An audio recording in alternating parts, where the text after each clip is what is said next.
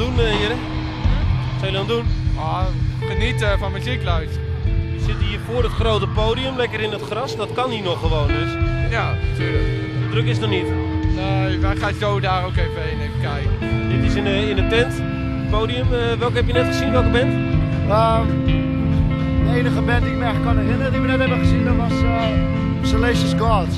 Vond ik wel heel erg leuk. Lekker rauw en duister en zwart. Ja, al die mensen hier die lopen hier rond in het zwart. Met dingen om hun polsen. Wat heb jij bijvoorbeeld om je arm? Ik heb één spikeband en één strutband op. Een bandana en een polsbandje, maar voor de rest gewoon nog een... Iets om je nek inderdaad, nog een soort van hondenketting lijkt het wel. Ja, dankjewel. Mooi halsbandje, ja. Mooi halsbandje, ook goed. Jij hebt niks?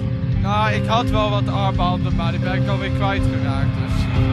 I heard there was a secret chord that David played and pleased the Lord. Johannes Keekstra van de organisatie. Wij zijn even achter de tent Steengongen op het backstage terrein. Want ja, de sfeer is leuk op achtergrond, maar dit is een beetje keiharde muziek. En dit je eigenlijk naar broeken zat. Hoe gaat het, Joen? Ja, het gaat Joen geweldig. Alles is op schema. We moeten het Los Bast, mijn Fries band in Keuzelementa.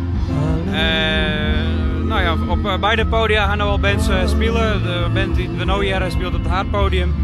En nou, is alles keurig op schema. Het geluid is goed. Iedereen had goed zin en het waar is prachtig. Dus ja, heel positief, heel goed gevoel.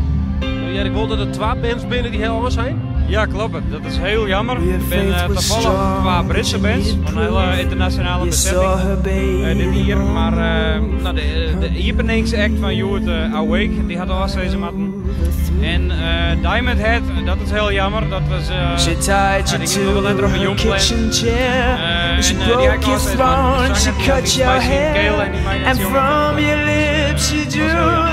Ook wat gebeurt eigenlijk al die koloperen in dit oorzaak? Ja, het gaat maar om 2 op 18, dus we hebben toch nog de hele dag muziek. En we rekken het programma een beetje uit, dus je zult ze net missen, behalve wat je er echt van komt. Maar de sfeer is optimaal en het waar is geweldig. Dus, Wie kreeg al even te jaren de zanger van de Frieske band Mother of Sin, Eduard Hovenga, die komt er al van het podium. Mooi, ons krul. Doet er even sterker uit. Volgens jaar week al het lood van een orenband die het aan het inspelen is. Eduard, hoe ging het? Ja, dat ging wel aardig. Het was onze eerste optreden in deze bezetting. Dus het was even een grote test. We hadden wat problemen met het geluid laatst doen. Kon niet goed horen de keyboards en de gitaar. Dan is het zingen wat moeilijk. Ik hier interview moest echt behoorlijk aan het de grij die wat te praten kent. Het klok. Het was lekker heavy in de zaal. In de zaal op het veld, dat is altijd mooi. Ja, daar gaat het om natuurlijk. Hoe is dit hier te steen voor die meestal hier? Ja, dat is hartstikke mooi. Ja. Ik bedoel, daar doe je het voor als muzikant. Je wil gewoon zoveel mogelijk optredens doen. En ja, festivals zijn het leukste, want je bereikt het meeste publiek in één keer. Dus, en Dokkum Open Air, is dat iets speciaals? Dokkum Open Air is altijd iets speciaals. Ik ben hier, elke keer als het is, ben ik er altijd wel als publiek. Dan heb je toch zoiets van, nou, met onze eigen band moeten we er ook een keer staan. Het is in Friesland, daar komen we vandaan. En ja, dat maakt het al speciaal. Is het te vergelijken met Waterrock, zoiets?